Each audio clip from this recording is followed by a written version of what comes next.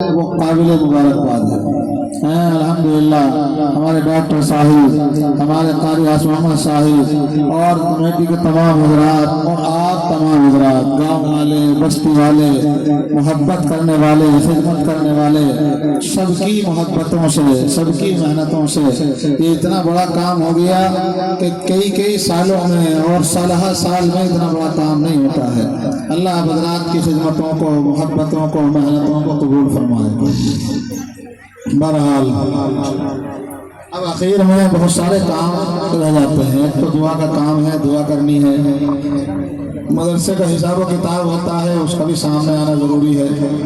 آپ حضرات نے مدرسے کو کیا دیا، مدرسے نے آپ کو کیا دیا، اس کا علم ہونا ضروری ہے۔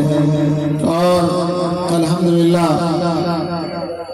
بچوں کی کارکردگی، بچوں نے جو پڑھا، جو سیکھا، وہ بھی آپ حضرات نے دیکھا اور آپ حضرات کے سامنے آیا، آپ حضرات کو بچوں نے سنایا۔ یقیناً یہ ساری چیزیں یقیناً ہمارے سامنے ہیں۔ اور مدرسے میں الحمدللہ ہمارے قاری صاحب کی جو محنت ہے وہ الحمدللہ قابل احترام ہے۔ دونوں بھائی مل جل کر بڑی محنت سے کام کر رہے ہیں۔ آپ حضرات کی دعائیں، محبتیں ساتھ رہیں گی جو انشاءاللہ سلسلہ بڑھتا رہے گا۔ اور قرض بھی بہت سارا، کام بھی بڑا ہوا اور قرض بھی کچھ زیادہ سے ہو گیا۔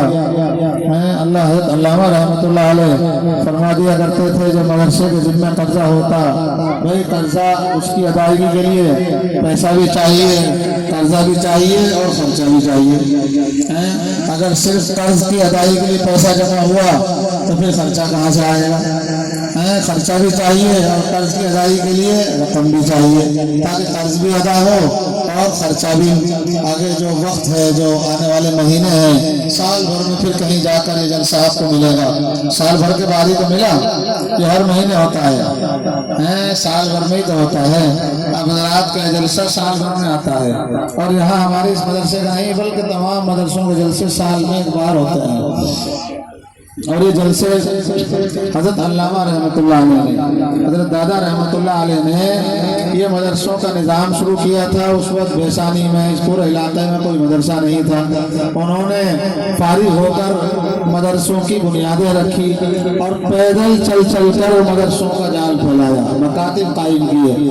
آج الحمدللہ ثم الحمدللہ یہ جو نورانی ماحول جگہ